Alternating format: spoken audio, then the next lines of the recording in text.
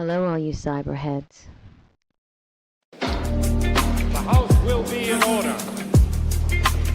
R&B Talk. R&B Talk. R&B Talk. Let's talk about it. Let's talk about it. R&B Talk. R&B Talk. Let's talk about it.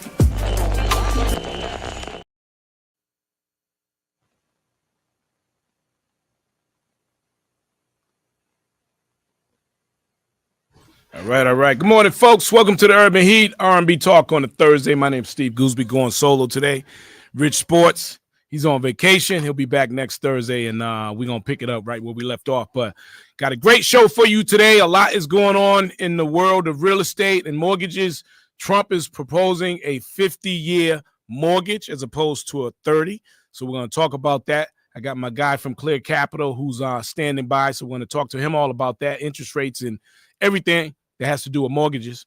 Also, the Karen Reed trial. If you saw season 1, season 2, and you had enough of that, right? Well, I'm telling you right now, season 3 is even better, man. And I'm being sarcastic when I say season 3, but the stuff that's coming out during the Karen Reed civil suit that hasn't even really started yet is just crazy. So I'm gonna be talking to my guy, Laugh and Grind. There's a whole lot of things going on. We're gonna talk a little bit of Patriots and so on and so on. And yeah. Welcome and thank you for joining me today. And I want you to meet my guy, Anton. Anton, how you doing, man? Doing great, Steve. Good to see you. You're looking great as ever. Good to see you, man. It's been a long time. How's the mortgage business going for you? Mortgage is doing great. You know, rates have been going down lately. You know, we were at close to 8, sometimes past 8% just a year and a half, 2-3 years ago. Now we're in the low to mid 6s. So that's helping a lot of families out there. Okay. So I'm sure you heard about Trump, man. He's trying to make home ownership a little bit more affordable. Prices have been high. Even in a bad market, prices are still high. Even when they come down a little bit, they're still high. So he's proposing a 50-year mortgage. Now, I have my thoughts about it, but realistically, you're the pro.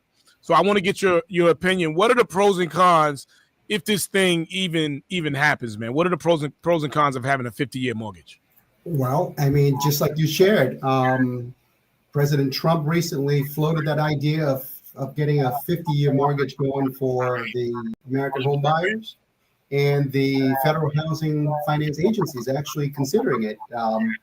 You know, the biggest benefit would be to create a low monthly payment for new home buyers, and therefore, you know, the idea is in the long term expanding the home ownership access for, you know, everyday average American people. Good. Sounds like so. I mean, are you good? Are you for that, or what does it do for you as a mortgage broker? Does that help you? Well, it has both pros and cons, Steve. Okay, why 50 years mortgage? The immediate benefits would be the easier, lower monthly payment. Okay, because the mortgage payment is going to be spread out over 600 payments, 600 months, which is 50 years instead of 30 years, which is 360 months. So the you know, the number one, you know, the immediate effect of that is going to be a low monthly payment. So it's going to help lower the monthly payment. However, you know, it's going to come with some cost. Yeah. Now, on average, I don't know if you know the numbers offhand. I don't mean to put you on the spot. How many people actually pay off their house in 30 years? I think that on average, the most home buyers do not keep their mortgage for 30 years. Most home buyers will end up refinancing or selling their home within the first 7 to 10 years of owning the home. So that's where the idea of the 50-year mortgage may not be a bad idea, because most people is not going to keep that mortgage for 50 years. I'll go over some of the pros. Okay, first, the low monthly payment, and therefore you're going to increase your your buying power. For those home buyers who are trying to get into an area where it's higher cost, it's really hard. And if the numbers and the debt to income ratio is too tight, they can't really get the home they want. But with a 50-year mortgage, that may be able to nudge them into being able to buy in an area that they really want to buy because of the lower monthly payment.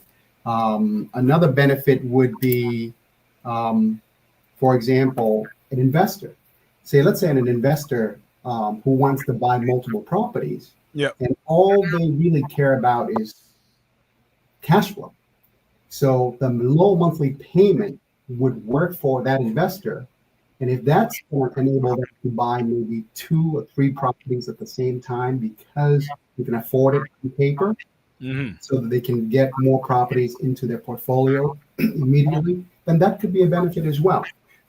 So that's the benefit. However, the cost would be, for example, I crunched some numbers actually for you and the folks that are tuning in right now. The average median home price is around mid 400s or so in America, and so with 10 to 12% down, right, the median loan amount would be about 400,000. So on a 400,000 loan amount, if you were to do a 30-year fixed mortgage at 6.5%, your monthly payment is going to be $25-28 per month, principal and interest. Gotcha. That means that over the life of the loan, let's say if you keep that mortgage for 30 years, your total payment is going to add up to about $510,000, right? Combined interest and principal. Now, if you were, however, to, get into a 50-year mortgage, the same loan amount of 400,000, but at a slightly high interest rate, because when you stretch the term of the loan, the lender usually would raise the interest rate a little bit. So instead of 6.5, you'd probably be looking at a high interest rate. In this case, let's say it's 6.75. Your monthly payment, because it's spread over 50 years instead of 30, is going to be 23.30, okay, instead of 25.28. However, over 50 years, your lifetime payment is going to be $1.398 million. Okay, so the difference between a 30-year fixed mortgage and a 50-year fixed mortgage is about $498,000 more in interest over the extra 20 years that you pay for it. So they're getting a mortgage, 50-year mortgage. So the rate, in your opinion, they're going to raise the rate because you're doing it 50 years as opposed to 30. But it still saves them money, even though they raise the rate. It sounds like they'll be trying to make up the difference from a 30-year. Right. And, my advice for home buyers out there is this. I mean, if you are looking at a 30-year mortgage versus a 50-year mortgage. Yeah. And if the monthly payment, the difference between the two programs is about what? $200, right? The question is that $200 going to make a big difference in terms of your family's cash flow? Right. If you can afford to pay that extra $200 per month, you're much better off. Okay. Going with a 30-year fixed mortgage. So I'm kind of for it and I'm kind of against it. I think having a 50-year mortgage will give more people an opportunity to afford a home. You may not get the luxury of equity that you would if you had a 30-year, but it would get people into a home. Okay, so yeah, most people don't pay off the loan anyways. I mean, there's pros and cons with it. Again, that person that dreamed of buying a property, 50 years might help them. I completely agree with you, Steve. And at the end of the day, the real flex on that is you own the place. Yes. Maybe not technically because you're still paying the mortgage on it, but you're not renting the property anymore. No, that's completely right. I think that, if you look at the statistics done by all the different financial institutions, by the time that you hit the age of 60, 65, close to retirement age, more, if not most, of an average American retirement age at the retirement age, most, if not more, of their net worth is going to come from their real estate. Okay, so if you own a primary home or maybe even a second home, Yeah. most Americans by the age of retirement, most of their net worth is actually tied to real estate. So that says that in order to be better off than the average American, you would want to get into at least your primary home and start as soon as you can. Because I think and I believe that home ownership in America is still the number one wealth building tool, right? I think it's the greatest equalizer. Yeah, real estate's still one of the quickest way to make money. Still. Right. I mean, I think that, most Americans probably don't have $1,000 or $2,000 set aside to put into an investment or a retirement account per month. But since you have to pay for housing anyhow, right? Instead of paying for rent, you can actually get into a house. You have more commitment up front. You have more to worry about. But if you're going to be paying rent, you might as well, pay into your own mortgage so that over time you force yourself to build up equity. You benefit from long-term value appreciation, and along the way, you get tax benefits. Right. Okay. All right. So are you for it or are you against it? What do you think? What are your thoughts? I think that overall, if you wanted to get into a home, to buy your own home, and at the current rate, with 30-year fixed mortgages, you're not able to get into a home, then yeah, I would say go for a 50-year mortgage if that enables you to get into your first home. Because with your first home, it's like a stepping stone. It will help you build the next, dominoes. So yes, I'm all for it as long as you have a strategy behind it, right? Get into it, okay? Have an affordable mortgage in the short term, and always be on the lookout to refinance back out into maybe a shorter term mortgage in the future. Right. I'm for it as well. I think it gives you more leverage to do other things. And now if you're doing it for appreciation purposes, you're probably not going to win on that in the long term. But again, I think it just gives you more wiggle room, whether you're an investor or whether you're just a consumer trying to purchase a property. So I like it. I'm not mad at it. It's not the greatest loan in terms of, again, equity, but I like it overall because it gives you an opportunity to go ahead and get you a home and to use it as leverage to do other things. So all right, a couple of more questions, then I'm gonna let you go because I have another guest coming up. And by the way, again, Laugh and Grind, he'll be on shortly. We're gonna talk about the Karen Reed trial and INDY from Set It Off Records. She's got a hot new song. I'm gonna play that for you, and she's gonna be in studio live at 11 o'clock. So we got those people coming up shortly, folks. Where do you see the market going, man? And with all this new technology, things going to the blockchain, I don't even know how much you're into the blockchain, but where do you see real estate in the next 5 years? Never mind, the short term, but also the short term as well. It's for me, I never had a crystal ball. And it's really hard to even try to guess what's going to happen in the next 30 days. Mm-hmm. So, my advice for myself and for all my friends and my clients out there that I always give out is just look at your own numbers and do what makes sense. If you think based on the numbers right now, you can afford to get into a home, go ahead and buy it, right? People's going to say home price is going to go down in 3 months, 3 years.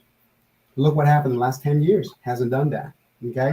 What goes up will come down. I believe that. But when and by how much? If you're listening to other people saying that, hey, it's gone up for the last 12, 15 years, it's going to go down. Right. Sure, I believe that too. But while you're waiting for prices to go down, you'll be continuing to pay somebody else's mortgage through the form of rent, right? So if you're paying $2,500, $3,000 a month, that's $30,000, $40,000 per year in the next couple of years, which could go toward your monthly mortgage payment. So if you are able to afford getting to a home right now, I'd say Yep. do it. Okay, because you're going to build equity, appreciation is going to happen. You're going to get tax benefits. Okay. And rates are low. Where are interest rates right now?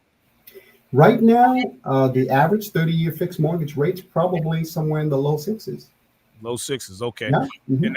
And that's low comparing to where it was not long ago, but it was even lower years ago. Well, I mean, it used to be in the twos and the threes. Man. Yeah. I don't know if we ever will get back to that point, but just my belief is that if you can afford to get into real estate right now, get into your first home, just do it. And then, as you build more equity, more appreciation, you can tap into your first, equity from your first home. When prices come down or rates come down further, you can get into the second or third property at that point. All right. Well, Thanks, Anton. We got to link up, man, soon as well. Give the folks your information if they want to get in contact with you. If you have any question, just reach out to me at 617-379-6166. All right, brother, man. We'll talk soon, man. Thank you. Good to see you, Steve. Take care. All right. Yeah, 50-year mortgage, man. Trump is proposing a 50-year mortgage. It sounds crazy, but I just think that if your dream is to own a home, where prices are, even when they come down, things are still high. So a 50-year mortgage might put you in position where you can afford to buy a property. So I'm all for it, man. Now, if you're trying to build equity and things like that, you're probably not going to build a whole lot on a 50-year mortgage. Most people don't pay off their mortgages anyways, but I think it's a good leveraging tool. So I'm all for it. Even for investors, I think it's a great leveraging tool. All right. So, folks, the Karen Reed trial, you saw trial 1, you saw trial 2, and here we are about to get into the civil trial. And I know I got tired of it after the second trial ended, I was kind of done with it. She was found not guilty. I was done, and that was it. I had no idea that with the civil trial, some of the things that have come up, it's like season 3 of Karen Reed, and I got my guy from Laugh and Grind on the line now, and he's going to help me kind of break some of this off. We don't have a lot of time because I do have another guest coming on, but let's talk about this Karen Reed thing, man. The fallout has just been ridiculous since the verdict of not guilty over the summer. Now, from Proctor, who was fired, and there's a whole list of names of people that have resigned, disciplined. I mean, is that normal in a case where a person is found not guilty? I mean, I know the answer, but I got to make sure I'm not dreaming here about all this stuff that's going on.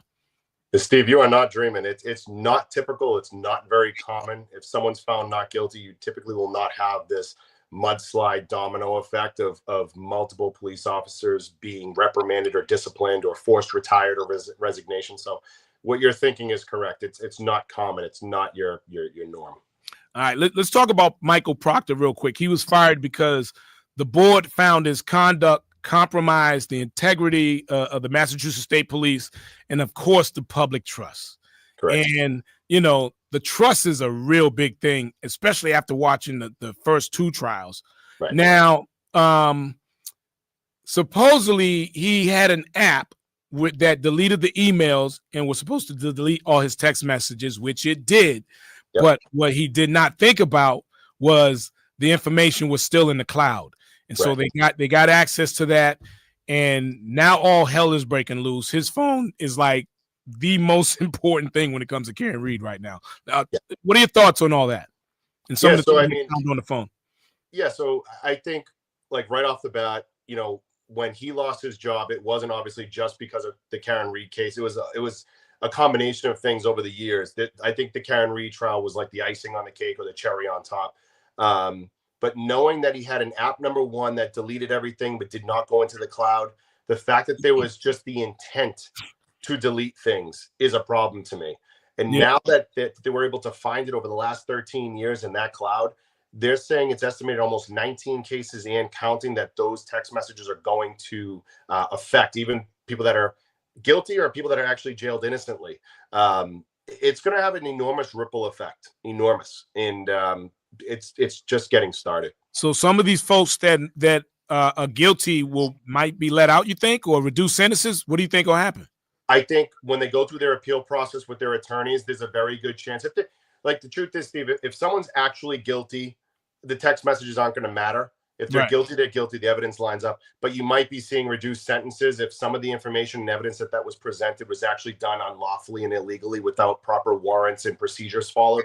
There's a very good chance you're going to see people with reduced sentences. Will they be released? Maybe. But I would say more is reduced sentences what you're going to see there. Okay. Now, they also found on his phone, besides all the emails and text messages, they found intimate body parts, and it just takes me back to the first Karen Reed trial when Michael Proctor was on the stand and under oath, and he admitted to saying, as he was going through her phone, no nudes so far. Those are his words. And then you find out after they get his phone that he has intimate body parts. So I'm thinking, like, so what was he doing? Was he arresting people or going through cases, going through people's phones and saving their personal pictures and body parts on his phone? What are your thoughts on that? My thought, if I could assume, my humble opinion is yes. I believe that he was most likely going through potential suspects' phones and then finding some intimate photos and then saving them or sending them to people. Obviously, that is not allowed. That's not allowed even if you were not a police officer, right? But yeah, I believe that's exactly what he was doing. It's just my opinion there, but I do believe it wasn't Elizabeth, his wife. I believe it wasn't him. There was additional people there that were not related to him that he had in his phone. Wow, unbelievable, man. And I'm sure there are other things, and with the civil trial coming up, there are a lot of things that are going to be brought up in the civil trial that you didn't hear in trial 1 and trial 2. You have any idea what some of those things might be? You're going to hear from people that we weren't allowed to hear from in trial 2. You're going to hear and see evidence that wasn't allowed in trial 2. Like my big, and this is more than an opinion, we're moving towards fact. We're going to know more about that garage. We're going to know more about the quote unquote paint splatter that you saw on that ledge in the garage. All the stuff that was not admissible in criminal, because you need to have more proof of that evidence to be admissible in criminal court versus civil. You will see more of that in civil. You will hear from more people in civil.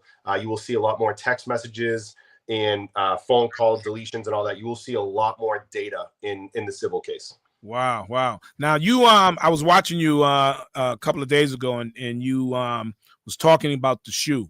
Help me out and help people understand the shoes, by the way. And before we do that, let me just give them an idea of what we're talking about here. So now this is the shoe that was shown. I'm going to show a quick video of it. This is the shoe that was shown. I believe it was trial 1. They showed this shoe, which is the left from the left foot, I believe. Yes. Yep. If you notice, they're all in the snow. And you see how they look dirty? The white part and the bottom part, they look dirty. Yeah. So that was from trial 1, correct? Correct. Yep. That was Lieutenant Tully holding. So this is what they showed in trial 2. Now take a look at this. See how white it looks? Wow. You saw how white the bottom was there? Yeah, there's not a single blemish on it. It's like it just came out of the orange box. It looked like the first shoe was from the left foot, and then the second one I showed you from the second trial, that was from the right foot. The right foot. So they didn't even bring the right shoe.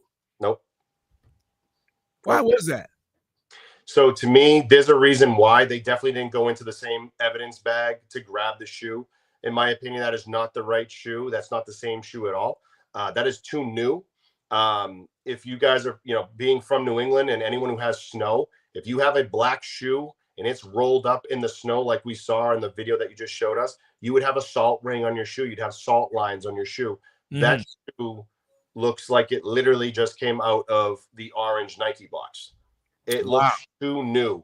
But if you look at the bottom of his shoes in the video at CF McCarthy's bar, you'll see it's gray and, like dirty, like worn. But those ones that Yuri Buchanan that you just showed, those are too new. Those are not the same shoes. Yeah. And from what I'm hearing, Higgins will be called to the stand, and pretty much just about everyone who didn't testify the first time but was heavily involved, they're going to be taking a stand as witnesses on the civil suit. Yes. I just keep thinking about John O'Keefe's mother, man, and you know, she's under a lot of pressure because she's seen and heard all the evidence from both sides. And as a mother, you know, to lose your child, man, that's got to be tough. But then to go through the trial and see all the evidence and hear what they're telling you, but hear the opposite, man. Yeah. That's got to be tough for someone like her, man. What do you Yeah. I know you can't get into her mind, but I can only imagine what she's thinking at this point. Yeah, I will say I've been pretty consistent on my thoughts about Peggy O'Keefe. Number one, she's lost 2 kids. She lost her daughter and she's lost John. I don't believe a parent should ever bury their child. Right. I believe deep down, Peggy just wants justice for her son. Right. You know, I don't think honestly she's either on either side. I think she's heavily influenced by the side she's on. But I just think at the end of the day, if they find out that it's somebody else responsible, I don't think Peggy's going to say that's a lie. I think it's Karen. I think she just wants justice for her son, and she doesn't care where she stands on what side of the aisle. She just wants answers for John. Right. And then the last question I got for you, Sure. what are your thoughts on at this point the public trust, because not only with the Karen Reed trial, but we had the cadet. Was he a cadet? I know he was in training. The guy The that one that was beat boxing. up. He was in the boxing accident. Yeah. Right. There's so many issues. There's the Birchman issue in Stoughton.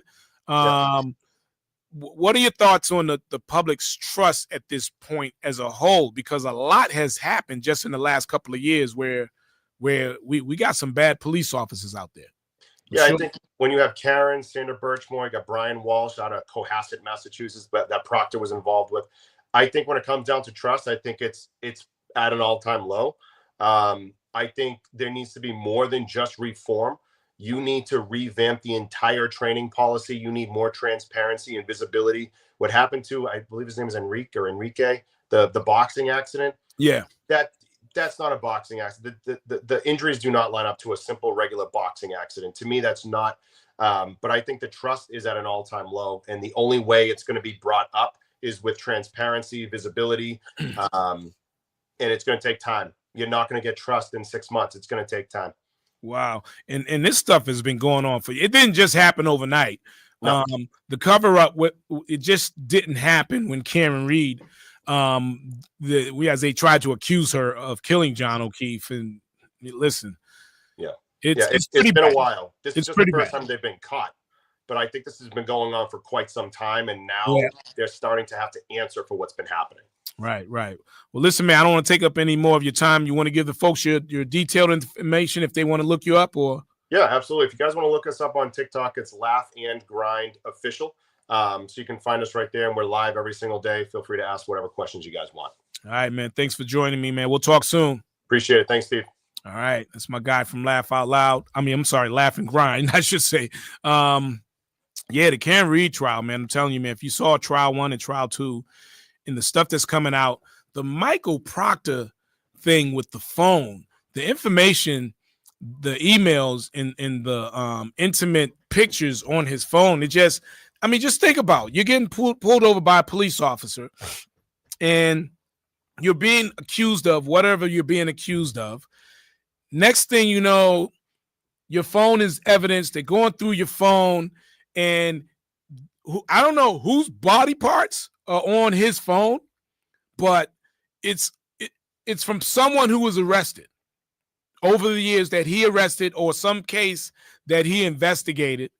And all you have to do is go back and look at what he said as he was going through Karen Reed's phone. He was doing this with it just seems like he was doing it with everyone, you know? The state's got a problem. The state has a problem, and they know it. I think damage control is big right now. I can't call it. But I'll tell you this, watching what's going on and the amount of people that are being disciplined, whether they were fired, whether they were demoted, I don't think it's going to end there. I think with some of the stuff that comes out in the civil trial, I don't even know why they filed. Well, this is the O'Keefe family that filed the civil suit, but the people that are going to have to come on the stand as witnesses, we're going to find out a lot of things that was not allowed during the first and the second trial. Yeah. All right. So again, that was Laugh and Grind, and we'll be talking about Karen Reed in detail some more as we go along and as things happen. In a few minutes, we're going to be talking to INDY, who's from Set It Off Records. She's got a new song out. It's called Can You? And give me a minute and we'll be back. We'll be back with her and we'll talk about some other things. We got some other things going on. Trump is trying to give you a $2,000 dividend check. I want you to think about that. We'll talk about it in a few minutes. All right. Urban Heat R&B Talk, y'all. Give me a minute. I'll be right back.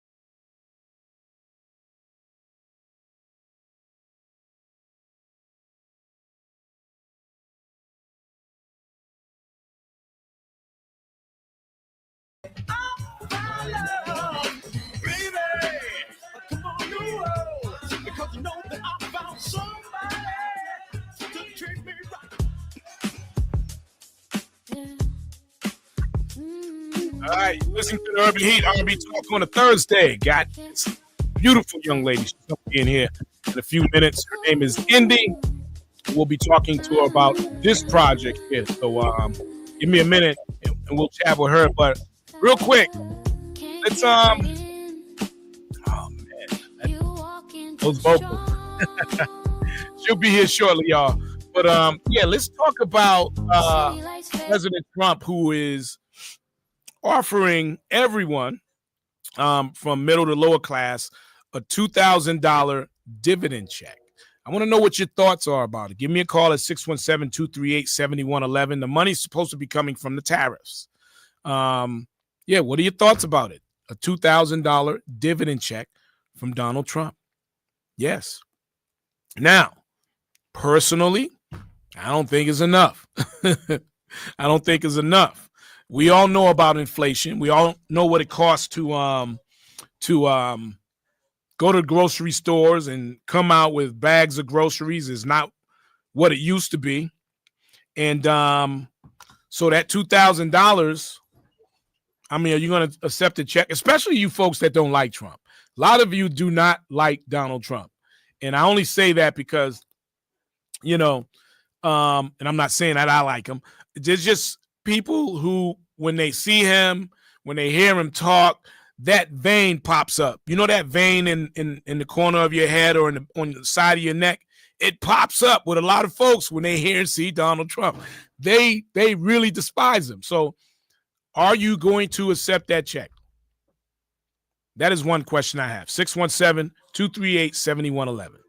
Are you in? Wait, we got a phone call. That was pretty quick. Hello, welcome to the Urban Heat.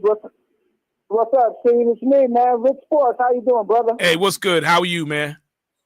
Hey, Rich. Hey, Steve, listen, just call it in, man. I'm listening to your show. Good show going on, man. Just want to make a few comments. Yep. That was some good stuff on the Cameron Reed trial, that all the stuff that's going on with Michael Proctor. And, hey, I tell you what, I'm surprised he's not brought up on charges with all the stuff from his phone, you know? I mean, it could happen. It definitely could happen. I mean, we're not, you know, he's not out of the woods. And, you know, the one thing I wanted to ask him about or discuss with him, but you and I can have a conversation. So Michael Proctor, no one knows where he is right now. He's not staying at his home with his wife. Rumor has it that they have fallen out. Rumor has it that he's staying with his sister. I also heard a rumor that he checked himself in at some institution in Belmont, and that he's going through it right now. So, you know, this went from him being fired to him trying to get his job back, and from the state getting access to his cloud on his phone and recovering those intimate text messages and emails. So yeah, because with this civil trial coming up with Cameron Reed, I understand his family, the officers, O'Keefe's family suing and everything. But I tell you, they should even be looking at suing the police in Canton and also the state police for the way they fabricated the case. That should be a reason for a civil suit. The whole case. I mean, you want to talk about how to not cover up something. They did everything wrong. They just did everything wrong. And I mean, honestly, Steve, I'm sorry to interrupt, but I think Cameron Reed's I think she's gonna win this civil case. That's just my personal I believe opinion. she's gonna win it as well. I believe she's gonna win it as well. I mean, it's some of the stuff they did is so bad, from those red cups to not sectioning off the crime scene, is so basic. I think they were so accustomed to doing stuff like that, and having the power that they had no idea that Cameron Reed would really defend herself. And one of the things, Steve, I want to say about the civil case: how can you find someone guilty in a civil case if you find out that evidence by the law enforcement was fabricated? How can you find her guilty in that civil case? You know what I'm saying? And it wasn't even proven that she even hit him or had anything to do with it. The terrible thing about all this, at the end of the day, evidence pointed more towards a cover-up than her being. Now, there's some people that have been found not guilty, but in real life, they were guilty. They did it. It just wasn't proven. There's that. That's right. And that's not it with Karen Reed. That's not it. It's not even like she got off. She didn't. The evidence points to that she didn't do it, that she never hit him, and everything that you needed to see to prove that she might have did it, they couldn't prove it. The tail light. They couldn't prove it, Steve. And Right. It seemed, Steve, to me, it was an effort. I mean, a real wholehearted effort to cover up everything and make it seem like she did it. Seemed like there was too many issues with the evidence. I mean, if you get one or two issues of mishandling evidence, okay. Cops do that all the time, law enforcement. But Steve, it was across the board. Yeah. It was across the board. I mean, hopefully she wins the civil suit, Steve, and justice prevailed once already. And I feel bad for O'Keefe's mother. That's the person, like the gentleman on the phone before me said. Hopefully she gets justice and find out who killed her son. But to pivot right quick, Steve, because I know you got guests coming up. Hey man, this $2,000. How do you feel about this? Is this bribe money? Is this just to make the American public feel good because the Democrats won all of those elections recently? How do you feel? What's your take on it? I think everything's done for a reason. I just don't know what the purpose behind it is yet. But, I mean, I think people should definitely take the money. It's $2,000 that you didn't have. Take the money. Whether it comes from Trump or whoever's in office, take the money. The same thing. They did the same thing with COVID. And supposedly it's coming from the tariffs. And a lot of money has come in from the tariffs that no one's really have been talking about. I mean, if you listen to the Democrats, they'll tell you that the tariffs is hurting us and that this is going to happen and all the scare tactics, and none of that stuff has happened. Well, see, the only problem I have with this money, same thing I had with the COVID money, when they were giving out the $1,400, the $1,200, and the $600. Those were the checks, the intermediate checks. Yeah. The only problem I have, Steve, they base it on income. Steve, I pay taxes. I don't care if I'm making $150,000 a year. If I'm a taxpayer, give me my check too. Yeah, I guess I guess that explains why I didn't get one the last round. Yeah. I was like, I didn't get one. If they're gonna give up the $2,000, that's why exactly, Steve. I didn't get one either. Neither one of those checks. Wow. So, Steve, if they're gonna give up this $2,000, it's not gonna change my life. But I'm a taxpayer, and you know what? Don't put an income on this. Middle income, lower income. Listen, give me my $2,000 back, because you know what? I could use that to pay my taxes at the end of the year. What are your thoughts on, because Trump is also talking about there's supposed to be a 90-day stoppage of the IRS so that they can be investigated for fraud, because some of the stuff that's being said is employees of the IRS, they don't pay taxes. They don't pay taxes. And it's not that you know, they get the job and part of their benefit is that they won't pay taxes, but you know, they're supposed to pay taxes. They're just not paying it, but they're harassing us for the money, our tax money. Well, Steve, I'm going to be honest with you. I have no problem with that because I had an issue last year. They took $3,500 out of my savings and checking account at one of my banks, and they said it was from a tax payment that I didn't file my taxes. And once me and my wife went, because we have an accountant and he's really good, he's been doing it for over 40 years. Once we went and got the tax from like 2022 and sent it to them, they refunded the money. And my thing is, Steve, we got every tax return from the past 30 years. People say after 10 years or 6 years, throw them away. Man, Steve, I got all that stuff in a drawer. I never throw that stuff away. You know, so this is to tell people, don't ever throw your tax return away, especially if you don't have a certified accountant who keeps the stuff on record. But honestly, Steve, I have no problem with him doing that. Yep. I wish he would make it more efficient, where they do a better job at doing your tax returns, and that you don't have to go jump over hoops to get in touch with somebody at the Internal Revenue Service. Right. So I have no problem with that. I don't have a problem with it either. And rumor has it he's trying to get rid of the IRS. I know when it comes to crypto and certain investments, if those companies are here in the U.S., you're not going to have, and you make money on it, you're not going to have to pay capital gains taxes. Well, one more thing, Steve, before I let you go. This is how I feel about the IRS. Just charge us a flat tax. Get rid of the filing taxes every year. Charge us a flat tax. Take the money out my check one time, and let that be it. And don't be bothered anymore. I would wish we could do that instead of worrying about filing taxes every year, man. Yeah, who are you telling, man? I mean, I always said that, the amount of taxes that we pay, basically, they're the pimps, and where do you know what? Yeah. Yeah. Well, see, just take the money from me, and don't let me be bothered about writing this off right now. Just take the money up front and forget about the tax return. It could alleviate the IRS if you just take the money up front, Steve, from us. Just do a flat tax across the board and take the money and let us go about our business. You know what I'm saying? Yeah, no, I'm with you on that, man. I'm with you on that. So basically, let them do it. Let them go ahead and do the investigation and find out whatever they can find out, and hopefully they'll shut the IRS down and none of us have to pay taxes anymore. Yeah, just just do it however he's going to do it.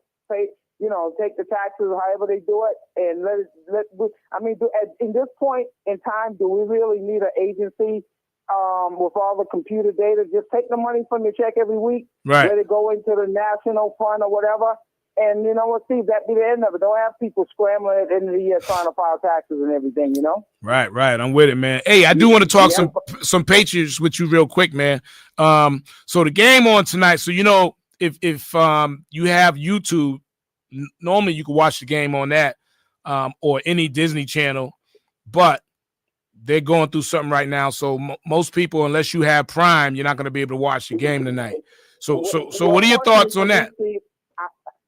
Steve, fortunately for me, I've had Amazon Prime for years because I shop at Whole Foods, so I have an account with them.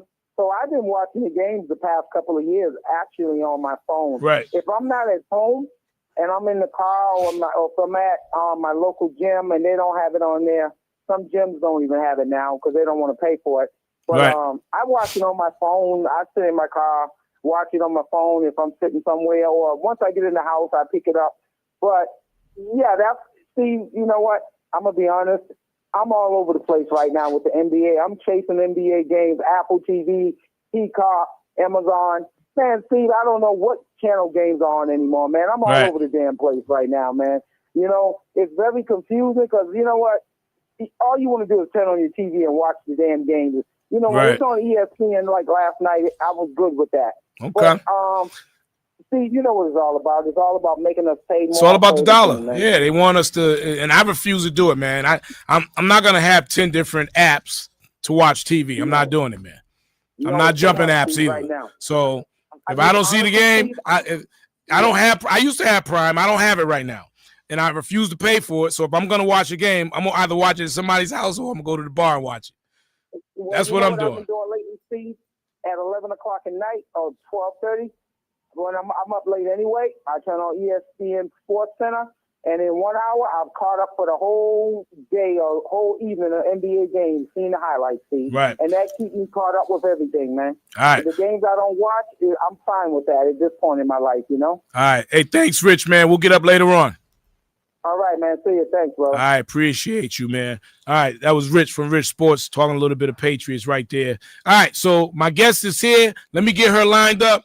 And if you don't know who she is, check this out real quick.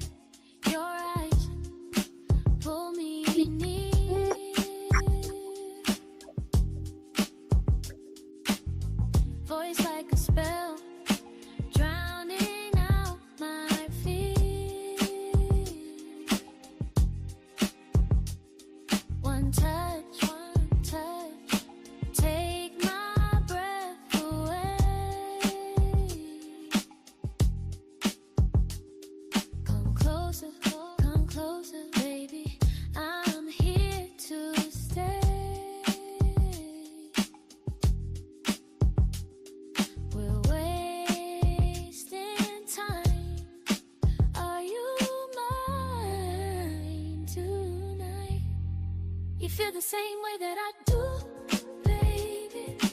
Can you keep it up? Ooh. Can you keep it up, baby? Can you keep it up? Ooh. You feel the same way that I do, baby. Can you keep it up? Ooh. Can you keep it up, baby? Can you keep it up? Ooh. Yeah, it's no surprise that you call me again. Try to tell your friends that I'm the best you ever had, but what we do, we keep between me and you. I love the way you say my name, say it again. Tell me what you want and then say it again, say it again, say it again, say it Oh, yeah. again, Say it again, baby. say it again. The way Hey, you welcome, say ladies and gentlemen. Give it up for Indy. Yes. Pull up to the mic just a little bit. Thank you for having me. Yeah, hey, not a problem at all. This record is on fire. I mean, both of that, especially with DJs and women, all great feedback. Great feedback on the song. So, let me ask you real quick. Let me just bring this down a little bit, and we can get right into it. Boom, boom, boom, boom. Yes. All right, Indy. I love the name, by the way. Talk to me. Tell the folks about, they don't know you. So who's Indy? Tell me who Indy is. Indy is just a girl. Mm-hmm. Indy's I just can see a girl. No. Indy, I am proud to be Black and Indian. Okay. I've been given that name over the years. Right. And I just rock with it. People that know me, people that don't know me, it just automatically just kind of rolls off their tongue. Right. So you're from Providence. From Providence. Born and raised? Born and raised. Spent probably my late teens, early 20s, mainly in New York, Queens. New England girl, basically. Got you. And you've been singing from day one since you was a kid? Since I was a kid, yeah. I love music. Something Yeah. about it from the womb. Just gotta have it. As soon as Now, I, did you as soon go as to my school? feet hit the floor. Did you go to school for anything, Berkeley or anything like that? Or you just naturally Not gifted? for music. Wow. Not for music. Wow. So you're naturally gifted. Thank you, Steve. Wow. Okay, so you got this hot new record here called Can You?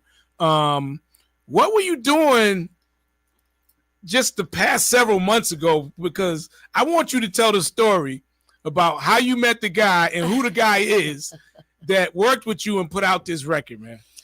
Oh boy. This story, I have been telling it for the last few weeks. And each time it's still just like as if it just happened. I was with a friend of mine. Yeah. And we were coming back from an appointment, taking public transportation on the bus. Okay. And we missed the bus. You wasn't with us when we was riding the bus. You know? So I said, you know what? Let's walk to a different spot where we have a chance of catching more buses. Right. When we got to the top of the street, there was a KFC there. And the wedges are back. That's how this all happened. Mm-hmm. There was a sign saying that the wedges were back, so we both went in to get some. Right. As we went in, there was a gentleman standing there at the counter. I think that And this was KFC, you said? KFC. KFC wedges, yo. I was trying to read the menu. My friend kept asking me how much the wedges are. I'm telling her, like, girl, I don't work here. We both just came in here together. Like, I don't know how much they are. He interjected and proceeded to ask me my name. Who's he? The gentleman that was standing to the side of me. Oh, okay. So I said, my name's Indy, blah, blah, blah. He said, oh, okay. I'm just wanting to know. I wasn't coming at you like that. I just wanted to know, what do you do? Da, da, da. I said, oh, I'm from Providence. He was like, oh, I could use you in a commercial. So he gave me his number, told me to Google him. Dwayne Omar, Right. legendary executive producer. Uh-huh. I went home a few hours later, Googled him, and then I called. We chopped it up for a little bit. Put me onto the marketing team. And one day in the office, I think he must have come by for lunch or something. And he heard me humming a few bars, I guess. So this all happened in what, a matter of a month? How long ago did this happen? Probably less than that. Jeez. And hold on, wait a minute. So you met Dwayne Omar. You exchanged numbers and everything. You Googled him. And you all were in the studio cutting the record?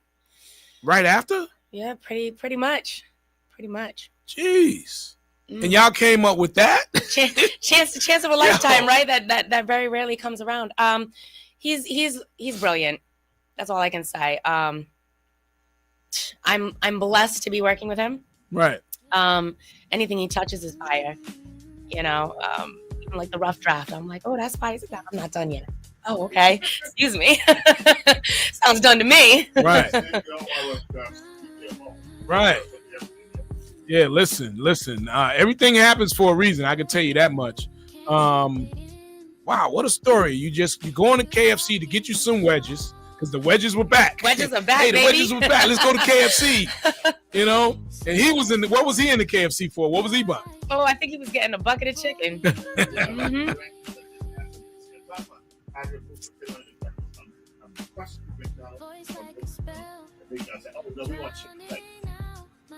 Go to the place to get the chicken, and we were both looking at the menu. Yeah. And she was complaining about how the menu, they don't have. I said it looked like a flyer, right? She said, right. And then when I heard her say something, I said, I heard something, right? As a producer, you kind of know cadence and different. I said, then I started asking her a couple of questions. I said, I'm not trying to holler. Right. I said, but because folks approach somebody like her, and then we kick the Willy Bobo, and ain't even about nothing. I said, Google me. Yeah. I mean, look at what I'm driving. You right. see it, I'm real. And then if you want to do some business, hit me back. And she hit me back like maybe 4 or 5 hours later. Right. You know, I mean, you can tell sometimes. Sometimes people have such a distinctive look. Yeah. And you being a producer and musician and all of that, you saw it. Do you sing? Just like when we was out at the spot, That's right. And I said to the girl, "Yo, do you sing at all?" You know. But wow. So everything happens for a reason. So you bump into Dwayne, you create this heck of a song, in my opinion. So growing up back then, did you have aspirations at all doing this professionally, or was it just a hobby? So I was always part of the chorus in school, choir at church. I've been writing since I was little. Yeah. Writing has been more of my main thing. Just jotting stuff down. Right. I've gotten so many compliments on my writing, but it's really just how I'm feeling. I wasn't really trying to pursue writing. Right. My singing, like I said, it was always more of a group effort. I've done a few solos here and there. My grandmother owns a restaurant in India.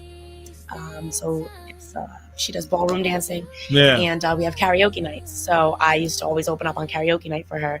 And I was in my early teens. And I actually had a few people that would come every weekend. They would bring their family and friends, like, oh, we came just to see you. And I'm like, oh. So it just, like you said, I guess it's just God-given. Wow. Now I want to go off the grid just a little bit. I'm sure you heard about, I think the story came out last week. There was there's an AI artist. Actually, on Billboard now, they have a complete chart dedicated to AI. Really? Yeah. And I can't remember the name of the artist, but there's an artist, lady just got a $3 million deal for doing AI with one of the record labels. And there's a #1 record that's AI out there. Now I got to go get me a bill. I got to buy a Billboard again. Yeah, me too. I got to see what's going on just here. to see what's going on. Yeah. But what are your thoughts on, I have my opinion too. I'll give that to you as well. But what are your thoughts on AI? Yeah. As far as music goes? Yeah. I guess that's what we're calling it now because it's been going on for a while. I'm sorry.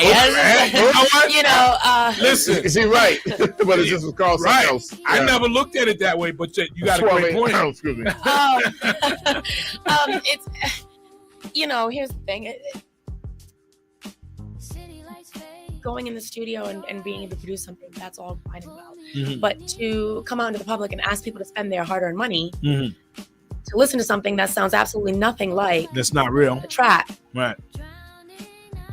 I can't condone that. I don't, which is why I personally don't really go to too many shows. It has to be something that I'm really, really interested in. Yeah. Because for that matter, I would just listen to I think it's one of those things like the gift and the curse. I think for bona fide producers and bona fide writers, they can use it in a way, whereas Just like with DJs, right? Before we were spinning vinyl. I'm from the vinyl days. I spun on vinyl. I was probably one of the last guys to switch over to CDs and MP3s because I hated it. Right. But it's an assistant. I don't have to carry all those records anymore. It's a lighter load. I'm better than a lot of those systems anyways. They don't help me. I help them. Right. It enhances what I do because I'm already great at it. That's what I feel about. That's what I feel it can do with a producer. Like a producer, you're already good at it. You don't need it. You can do anything better with AI. And some of the stuff that I heard on AI, it's kind of like over. What's the word? Like some overproduced, over processed. Yeah. It's too perfect. Right. And you could tell it's AI. Right. And it ain't real. Like the rhythms, I can't feel that because it didn't come from the soul. Right. Exactly. Yeah. Exactly. Mm-hmm. Great point. It doesn't come from the soul, so you might like it, but I don't know. Right. Right. Yeah. So that's a big deal now. But when it comes to you, we don't have to worry about AI because you got the vocals, you got the skills, your writing is there, and you're on point. Appreciate it. On point like an arrow. Thank you. Yeah. So what are your main goals from this point? Well, right now we are working on the album. Excuse me. Next single coming out is going to be Fancy. Mm-hmm. Really digging that joint too. You're going to like it. You're going to like it. I got a copy of Fancy. Oh, okay. You know what? Featuring King Titus. Let me let the folks The hear a little legendary bit King of Fancy. Titus. Right. So let them hear a little bit of Fancy. You make me feel fancy. Yeah. You see what others can't see. Treat me sweet, just like candy. Ain't no need for a plan B. Pulling up, holding doors for me. We can make it look fancy. Then head to the backseat. No rush, girl, just ask me. You wish I'm a grandbaby. Girl, you're fancy. You in a position that they can't be. On another level that they can't see. What your heart desires, baby, ask me. You make me feel fancy. Ain't no other for you. All right, you make me feel fancy. I like that. Okay, now, okay. So when did you do that track? Ooh, this was a couple days ago. A couple of days ago, because what happened is King sent me the track, right? Because he's always cutting stuff, right? And it's funny that I don't have to cut everything anymore. Oh yeah. So he sent me the track like about 5 days ago, and I had one of those Pebbles, Vanessa Williams sagas where King had it for another artist. Right. I had a problem. I said, King, I need that. I need that for right. Indy. And that's Dwayne Omar talking, by the way, y'all. How y'all doing? Yeah. So I said, I need that. He said, I said, King, I need that. I said, the check's in the mail. I said, where you want me to send it? She'll tell you. Went to the post office and I overnighted them that day. I said, I want that song. And the reason why I say the Vanessa Williams Pebbles thing, because I remember the song Girlfriend. Yeah. It was not for Pebbles. It was for Vanessa Williams, and she had already cut the vocals. Mm-hmm. But what happened is that when the executive producer, George Smith, heard it, he was the one behind Bobby when Bobby blew up. Right. She told him, she said, I want that song. Right. And then he gave somebody a jag and somebody a voice. They got the song. So I had to have the song because I could hear her on it. So now talk to me about the Who's Got Skills, because I've been hearing about this. Okay. Who's Got Skills Rhode Island is already underway. We just started the marketing on Who's Got Skills Massachusetts, Who's Got Skills California. We're heading to Cali next week. Who's Got Skills Orlando. We're going in January. And what it is it's like an urban American Idol, but instead of going to the hubs where everybody always goes, we're going to the outskirts. I could have came to Boston, but we went to Worcester and Springfield to kick it off. And then the finalists from these cities around the country will meet us to perform with our headliners in Las Vegas for our first annual Grill and Groove Music Festival, which goes from 12 o'clock noon in the daytime to 12 o'clock at night, 3 days in a row. And they can come and put their grills up, sit there, listen to them good music all day. There'll be 18 concerts throughout that weekend. Right. And for one price, it'll be kind of like a Coachella thing without the drugs. Coachella without the drugs. All right. So if folks want to get involved, where do they go if they want to get involved? All they got to do is go to Who's Got Skills. Yeah. 2026 at Gmail. And if they want to participate in a competition, just send us 3 minutes under video showing what you do. I already think I found my next Patti LaBelle already. Send it a tape. If we like you, we'll reach out to you, and then we'll tell you what to do from there. Right. All right. Who's Got Skills? I'm gonna have to check that out, man. Yes, I'm looking for some artists too, man. There you go. Oh yeah, because you know Stevie, you already know you got her. When we do your I don't know. Yeah. I don't want to say that yet. Say that yet. Okay. All right. Keep that under Watch wraps. out, DJ Killer. Keep that under wraps. Yes, sir. Yes, sir. Keep that under wraps. All right. Yeah, we know what's coming. But so I love your music. I think you got a great future. In the end, when it comes to artists, it's all about the music. It's all about the writing. And I haven't heard anything bad from you. Haven't heard anything bad from Dwayne at all. And I'm not just saying this because I know the guy. I know music. Right. You know what I mean? I've been doing it all my life. So I know a good record when I hear one. I'm just glad to be part of something where we're doing music, we're getting our message across, and we don't have to be raunchy about it. Right. For me, that's so, really big. So, and I've said this to Dwayne, one of the things I like about what he's doing, and we both agreed on this, music has been at a space where, like right now, you have no records at all when it comes to hip hop that's on the charts. I don't even think we got a major R&B record, a real R&B record that's on the charts right now. That's right. So music has gone backwards, taken a huge left turn, and I think it's time for it to come back. Yeah, absolutely. I'm starting to hear that, and I'm definitely hearing it with you, Dwayne. I'm starting to hear it in other artists too. Yeah, but I think we still got a long way to go, because just think about it, right?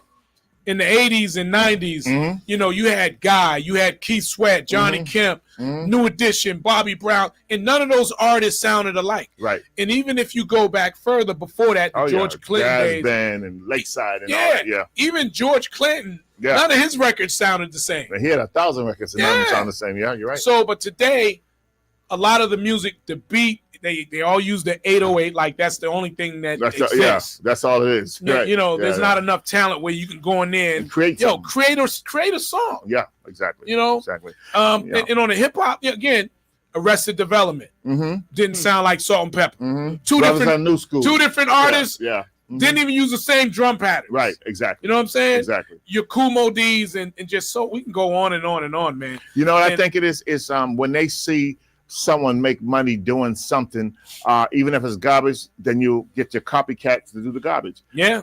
We're taking a hit on doing originality first, put that before profit, and let the chips fall where they may. And what I'm noticing when folks see us rolling like we're rolling and doing what we're doing, they say, you know what, we need to do that. We need to go back to the real deal, because look at how they're rolling. Look what they're doing. They're doing something right. Because they're eating good, they're riding good, they're living good, and they're doing good music. And when you think about it and you look at where artists are today, right? You still have New Edition still touring, killing them. I'm not gonna say the numbers. I tried to book a date, and you know we close, right? Right. Even 300 racks I couldn't get them. Oh man, I couldn't. You know why? Because they're getting almost 3 times that now. Yeah, I respect that. Yeah. So that's why the thing I sent you, I'm not gonna mention the name, but the thing I sent you with the other one in the front, that's how I ended up there. Right. You know, so anyway. Right. You want to say something? I'm sorry. No, it's okay. No. Go ahead. No. No, I just, I'm just on this thing, man, passionate about it. And this is for a lot of DJs, man, because I talk to other folks too, man, here in Boston, outside of Boston, and everybody feels the same way. We love doing what we do, and we want that new music to be able to introduce to folks so that they can party to whatever, however, Absolutely. I don't want parents to have to turn off my track. You know what I mean? Right. When the kids come in, I want all ages to enjoy our music, and everyone on our label, King Titus, Giants Among Men, Sons of the Prophet, we're all of us, from age 2 to 200, anybody can listen to it. It's not offensive in any type of way, and that's what music is supposed to be. It's supposed to bring people together, not cause tension. Division. Yeah, that's right. That's right. And you can eat off it forever. Come on now. Forever. Come on. It's almost like, okay, I like African black soap, but it's in certain markets.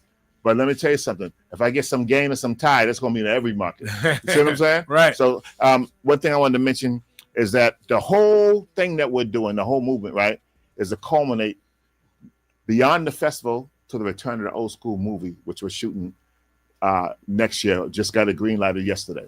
So nice. all these are steps leading towards that. And then, of course, the soundtrack going to have all of our artists on it. Right. Ching, ching, ching, ching. And right. And let me just say one more thing, because one narrative that's been out there for a while is that artists can't make money off the music anymore. And that's not true. That's not true at all. That's not true. You can't make money with the labels. Right. You know, right, exactly. Those big labels that's different. with the deals that they were giving you. Right. You know, but independently, you have so much control. And there's so many ways that you can make money. And if it's structured properly, you can do it with the majors too, because not to give a lot of it away, but the deals I got with the majors, they don't make records. We make the records, and all they do is distribute and collect for me. That's it. Back in the day, they were supposed to be making records, but they were, like the boxing game, a towel costs $400. Yeah, right. It costs $2 on Walmart. You know what I mean? Right. So real quick, before you leave, who are some of the artists that you listen to now? Who inspires you? Ooh, I'm gonna have to go back in time. And that's cool. Sade, definitely, and I've heard people say, in comparison to, and I'm beyond honored. Right. Sade, I love her. Luther Vandross, Isley Brothers, all the old school music. It's soulful. The lyrics mean something. It's timeless. As soon as the music comes on, it just takes me somewhere. Right. I do listen to the music nowadays as well. Can't really keep up with everybody's name, I'm not gonna lie. But all the rap and hip hop, I can't. I gotta enjoy the music first before I can even get to the lyrics. Yeah. So that's already a battle for me. I can't tell you. And then once I get to the lyrics, I'm sometimes, unfortunately, just the music's just different. Kind of, Yeah. Wow. Not to step on anybody's toes, you know what I'm saying? It's all everybody's no art, disrespect to anybody. It's just times are different. Times are different. People's taste buds, it's like if you came to stay at my place for a couple of weeks and I fed you chicken all week, I mean, come on, we got to switch the meal up. You know what I'm saying? I mean, it's just like everybody always says. What, chicken again? Well, below the knees or above the knees of the chicken. Right. Bologna and cheese. Come on now. Everybody always says, "Oh, the children are supposed to be our future," but this is what they're listening to. Right. And if you really open your eyes and take a look, these young kids who are still in grade school are dressing like 30-year-olds. Yeah. To each their own, but I don't condone it. I would never. They're supposed to be our future. They're going to be leading our country soon. And by the way, you smell very good. Oh, thank you so much. What are you wearing, if you don't mind me asking? I wear oils. I wear Arabian oud. So comes in different. Oh, okay. Right now, today I have on some patchouli. You know what? I'm going to have to start Arabian oil business too, because you thanks Stevie. Yes, we're going to get that popping too. Wow. Now, I hear you have a perfume as well. I do have a perfume in the works right now. Can I chime in on that one? Go for it. Go ahead. The same people who were behind Paris Hilton's fragrance over in England. Yep. Took a couple of phone calls and her picture and her music, and the deal's done. So you have your own perfume coming out.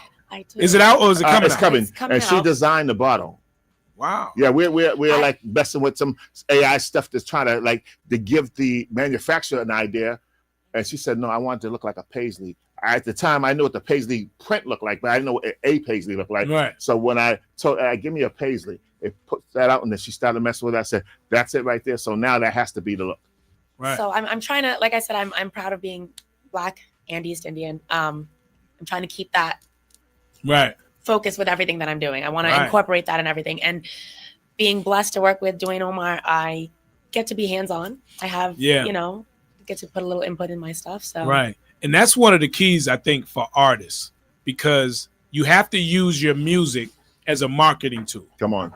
That's going to open doors for you for a whole lot of other things. Right. That's the trick. Right. That's the cheat code right there. Right.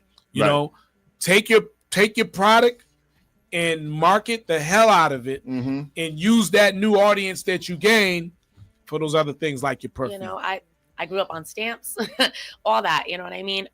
But the Indian side also, you know, I don't work at 7-Eleven. Right. I never have. My father doesn't own one. You know, do the voice from Yo, she does this voice. No. Right? With No, do the voice. Do the Please voice. do the voice. Please do the voice. Please And do let me it. throw it to you. Yeah, watch it. I knew it. Stop it. You break, you buy. So I just, you know, I want there to be, I want to be part of that market, you know, Right. especially for my people. It's more than that. And especially in America, it's all of us here. There's Spanish, African, Black, Puerto Rican, Chinese, Indian, Yeah. and I feel like I'm just blessed to be able to represent that, and I just want to keep that going. That's really my main goal. That's dope. That's dope. I definitely don't want to conform to reform. That's not my thing. Not my Right, style. right. That's Well, a you're on the song. right The father path. Reform. You- Write that down. Right. You're on the Mic right drop. path. You were a great, solid producer. This guy here, I don't know how deep you dug into what he's done, but you're in good hands. And listen, I know music. That's one thing no one can tell me. You know what I'm saying? Absolutely. So I love the track. We popping it. I'm not playing it because I know the guy either. I'm telling you right now. I appreciate If it you, wasn't a Steve. good record, Thank I you, wouldn't be thank rocking you. it at all. He knows. That's true. He Thank you knows. for There's a lot of having me on. Americans he Yeah, didn't play yeah. back in the day. Right. Right. Well, don't worry, we got more to come. I Oh, know yeah. you That's do. just the beginning. I know so you do. Oh yeah, we got some we heat. get into it. I know you do. Any shows scheduled? I know you mentioned Vegas. Yeah, we have a show at the end of the month. The Blaze 20th. on the stage. Yeah, Blaze on stage. It's gonna be her, King Titus, Sons of the Prophet, and Giants Among Men. And I heard the composer might do a little something. That's what I heard. Okay. In North Hollywood, it's an industry showcase. And Clive just confirmed with Mickey. He said Clive is coming and Universal. Clive Davis? Yeah. Oh yeah. Okay. Oh yeah. So If y'all don't know who Clive Davis is, Yeah. listen, Whitney Houston. Come on. Any Come other on. names I can mention? I can just stop right there. Right, She's one of the right. biggest for sure. That's for sure. But well-known executive in the music industry. Wow, that's Oh, yeah. big. That's gonna be huge. Oh yeah. Wow. So wow. I'm just Blown, huh? And you already know. December will be at the. That's right. Urban Escape on the 'cause Cape. King's doing that, but she'll be there too. Yeah. And by the way, bring the whole family. yep. So Urban Escape on the Cape. Yeah. It's a 3-day event, folks. In case you don't know. Yeah.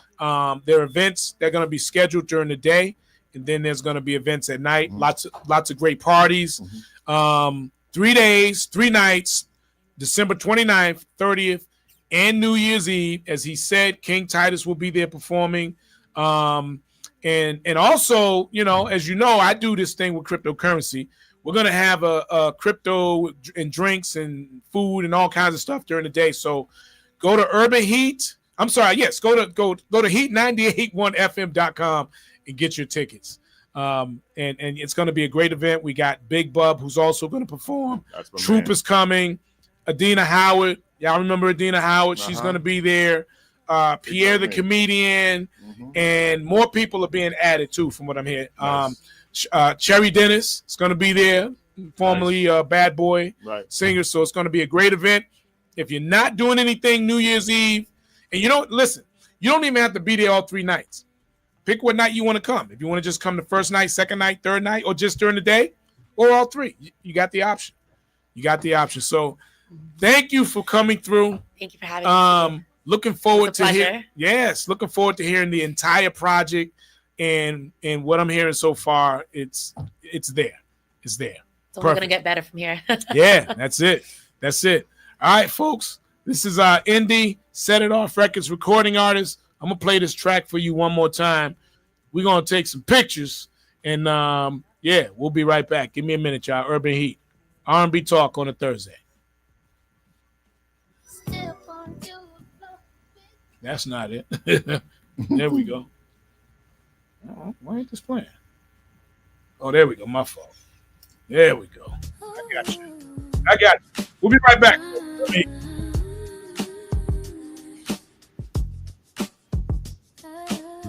Can't keep it in. You walking too strong.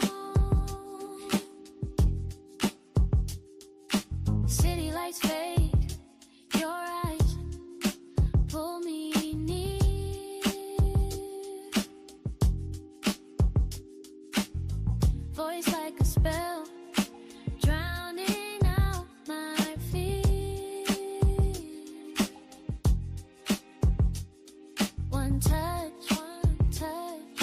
take my breath away. Come closer, baby. I'm here to stay. We're wasting time. Are you mine tonight? You feel the same way that I do, baby. Can you keep it up? Ooh. Can you keep it up, baby? Can you keep it up? Ooh. You feel the same way that I do, baby. Can you keep it up? Ooh.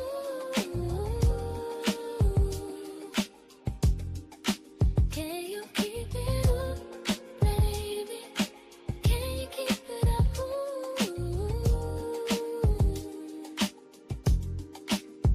Yeah, it's no surprise that you call me again. Try to tell your friends that I'm the best you ever had. But what we do, we keep between me and you. I love the way you say my name, say it again. Tell me what you want and then say it again. Say it again, say it again, say it again, say it again, say it again. We're wasting time. Are you mine too, babe? You feel the same way that I do, baby. Can you keep it up? Ooh.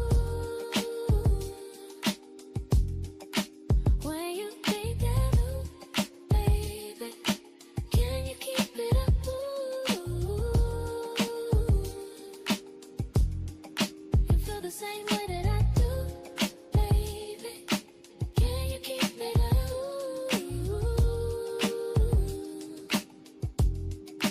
Can you keep it up, baby? Can you keep it up? Ooh.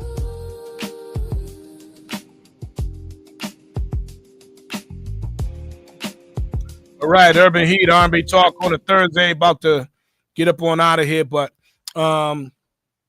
yeah, what a great song there. I love that, and yeah, I don't know what else I can tell you about it, man. It's just when it comes to good music, you know, the industry has lacked it for so long, man. To hear something fresh like that, man, it's good. It's a good thing. And again, it's Urban Escape on the Cape, December 29th, 30th, and New Year's Eve. Go to heat981fm.com. Get your tickets. You can get them for all 3 nights and 3 days, or you can just get it for 1 night, 1 day, or whatever fits you, whatever your plans are for this New Year's Eve. Again, Big Bub. Y'all remember the group? Remember the group Today? That's where Big Bub is from. The group Today, he had a solo career, so he'll be there, I'm sure, performing some of today's songs and his songs from his solo album. Adina Howard, Freak Like Me, y'all remember her. She'll be in the building. Troop will be in the building. Sherry Dennis, former Bad Boy singer. Pierre, the comedian. We got Chubby Chub. We got a whole lineup of great DJs that are going to be there. It's going to be a great event. I'm going to do probably, I keep saying that it's going to be probably the last crypto workshop, but I keep doing them because people keep asking. And I'm going to say that might be one of the last ones. And the only reason why I'm saying that is because we're very close to getting to the point where the market is going to be in position where it's going to be hard for you to, you'll be able to get in, right? But to make a good amount of money, you need to start buying now while things are low. Because I'm going to tell you, before the end of the year, Bitcoin is going to be somewhere around $150,000 to $200,000. You don't have to take it from me. Just Google it from people like Trump. You know, they've been saying it. And this is the thing. I got a cough drop in my mouth. But Trump and his people and his kids have been saying it from day one. And I always tell people, do what they do, right? You know, if they're investing in the crypto and they're making money off it, why can't you do the same thing? Well, I don't have that kind of money. Well, guess what? Crypto, to invest into it, it doesn't take that kind of money. there are cryptocurrencies way under a penny that are headed to $1, $2, $3, $4, $5, $6, $7, and so on. There are cryptos out there like that right now that you can invest in and make lots of money on the short term. You can do that today, right now. So, and not just with crypto, but also with stocks.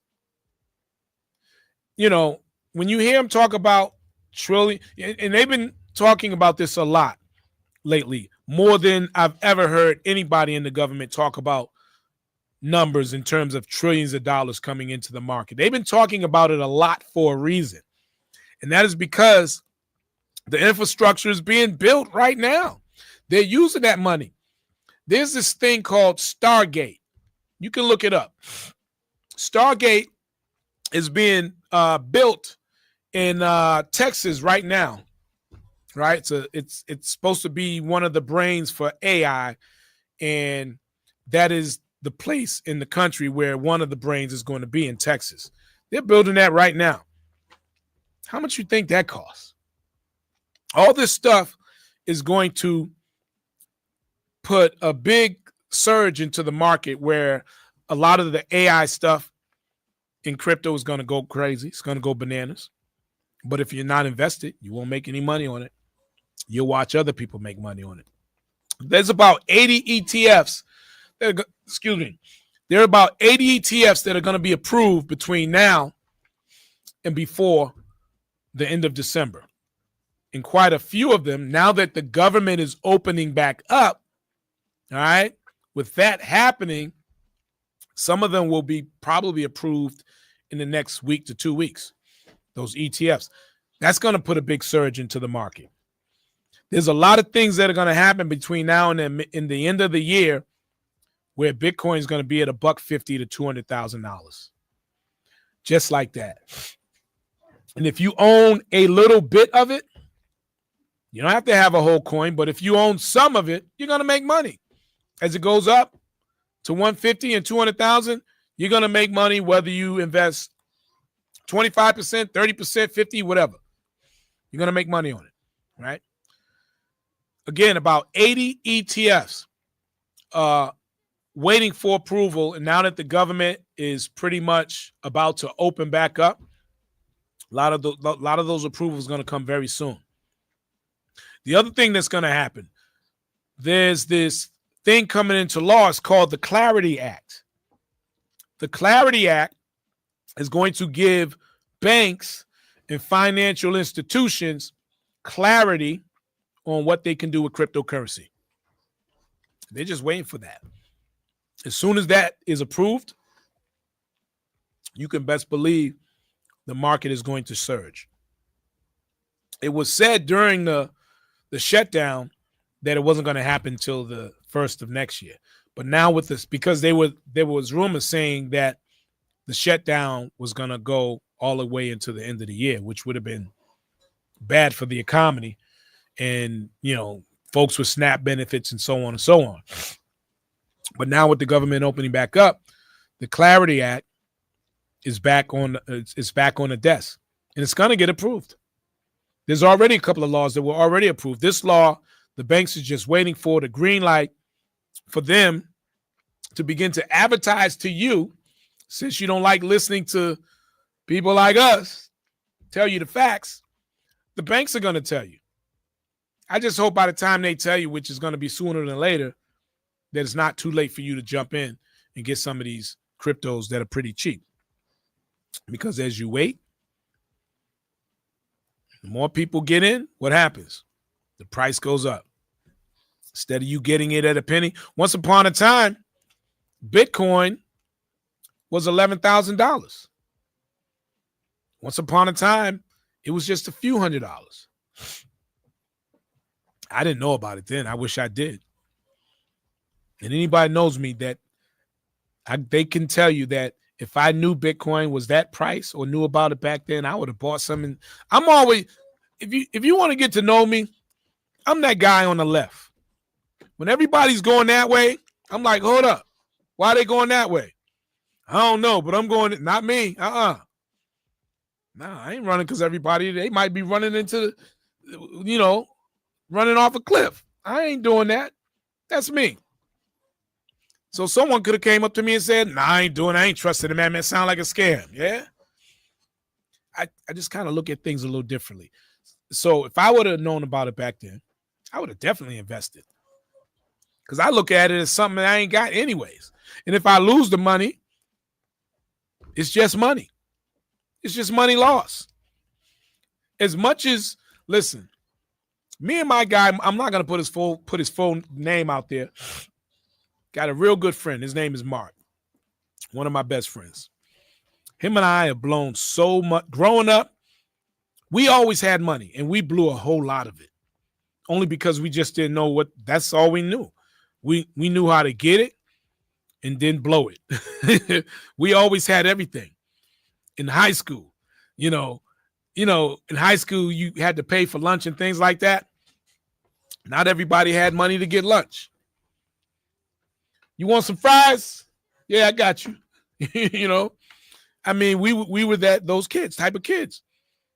We would buy fries for everybody. That was a big thing.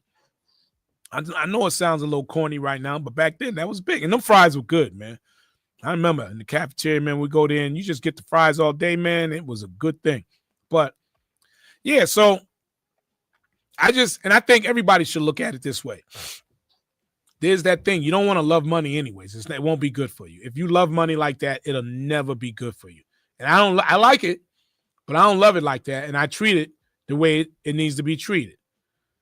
Yeah, I do. I treat it a certain way, right? The fact is, and then I'm gonna end it on this.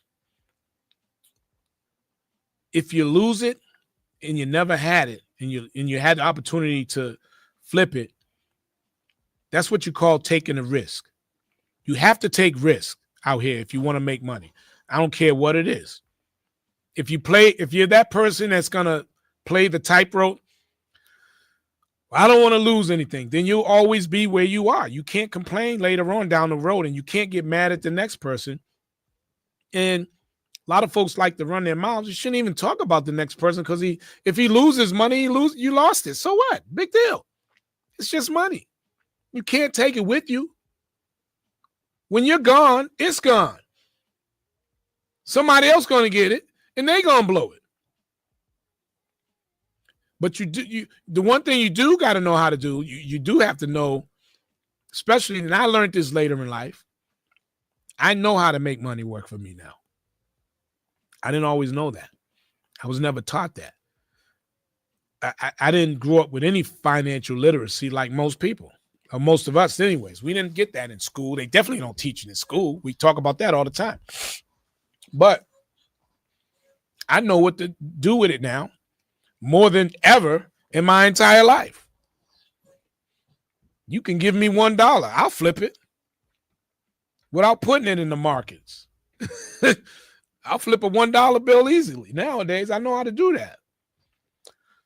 My point is, in saying all this, we're in different times. There's things and ways that you can improve your lifestyle for yourself and your family. You just got to do a little bit of research. So when I talk about I'm telling you, because what's going to happen is it's going to make the news. They're already talking about the news, talking about it in the news a little bit now anyways. But when things really take off, I'm sure my phone will be blowing up. Steve, you were right. You were right. You were right. You were right. Right. Yeah. But I'm not going to have time to even have that discussion because I'm going to be busy managing. But that day's going to come. You don't want to be that person to say, I should have listened. Because even if you only have $300 and I got to eat. So I'm going to take half of that and use that for food because I got to eat. Okay. But you want to eat better. So take the other half. You can throw it away and get nothing. Or you could put it somewhere and have it work for you and get double, triple, quadruple of what you put in. That is real. People do it all the time. People do it every day. And I'm going to leave y'all with that. I'm out, y'all. Urban Heat, R&B Vibes is next. Enjoy, y'all.